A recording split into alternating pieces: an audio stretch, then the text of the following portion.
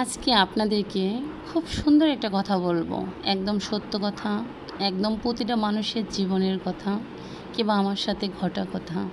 আসসালামু আলাইকুম আমার প্রিয় ভাই ও বোনেরা, আপনারা কেমন আছেন? আশা করি আপনারা সবাই ভালো আছেন। আপনাদের দোয়া ও ভালোবাসায় আমি মাত্র একটা বিপদ থেকে উঠে দাঁড়াইলাম। সব কিছু সবের দোয়া ও ভালোবাসা ছিল, হয়তো বা উপরওয়ালা আমার ছোট্ট একটা ঝড় দিয়ে আমাকে পরীক্ষা করে দেখেছে যে তার বান্দাটা কতটুকুই তার প্রতি নিরাশ হয়। কিন্তু এখানে নিরাশের কিছু নেই, কেননা উপরওয়ালা দুঃখ সুখ নিয়েই জীবন দিয়েছে। প্রতিটা মানুষের জীবনে দুঃখ কষ্ট নিয়েই জীবন হয়, সেটা হয় ধনীর, কিংবা হয় গরিবের, হয় মধ্যবর্তীর, প্রতিটা মানুষেরই হয়। এরকম আমার সাথেও ঘটে গিয়েছে। সবাইকে বলবো, আমার প্রিয় ভাই ও বোনেরা, আপনারা খুব নিজেকে সাবধানে রাখবেন, কেননা কাছের মানুষ থেকে, বন্ধু বান্ধব থেকে, খুব প্রিয় মানুষ থেকে, আপনার অনেক ভালো লাগার বিশ্বস্ত মানুষ থেকে অনেকটাই দূরে রাখবেন নিজেকে। কেননা আমাদের কখন কোন বিপদ আপদ ওক পেতে থাকে নিজের কাছের মানুষের কাছে। এটা কিন্তু রক্তের মানুষের কথা বলতেছি না, নিজের পারিবারিক মানুষের কথা বলতেছি না, বন্ধু ও বান্ধবের কথা বলতেছি, কি বা বান্ধবীর কথা বলতেছি।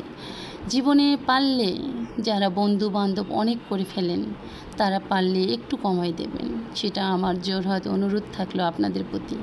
আমার যতগুলো ভাই বোন আমার এই ভিডিওটা দেখবেন, সবার কাছে একটাই চাবো, প্রিয় ভাই ও বোনেরা, জোরহাত অনুরোধ করে কই যে বন্ধু বান্ধব বেশি জীবনে বানাবেন না। হুটহাট করে নিজের সব গোপন কথা তাদেরকে বলবেন না, অনেক বড় বিপদে পড়বেন।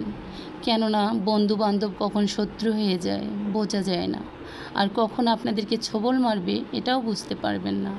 তাই নিজেকে অনেকটাই সাবধানে রাখবেন, কেননা আপন মানুষের দেওয়া কষ্ট কখনো ভোলা যায় না, কখনো মোছা যায় না। সেই দিনটা, সেই স্মৃতিগুলো আপনাকে কুড়ে কুড়ে খাবে, যে আমি নিজের আপনজনের চেয়ে যাকে বিশ্বাস, যাকে ভালোবেসেছিলাম, যাকে ভরসা করেছিলাম, সে আমাকে এত বড় ছোবল মারবে। এই তো কিছুদিন আগে এত হাসি খুশি ছিলাম, কিছুদিন থেকেই আমার 3 মিনিটের কোনো লং ভিডিও দেওয়া হচ্ছে না, আজকে অনেক দিন পরেই দিলাম। আমার ভাই বোনেরা যারা আমার কাছের অনেক প্রিয়, তারা এই ভিডিওটা পারলে একটু দেখবেন দয়া করে।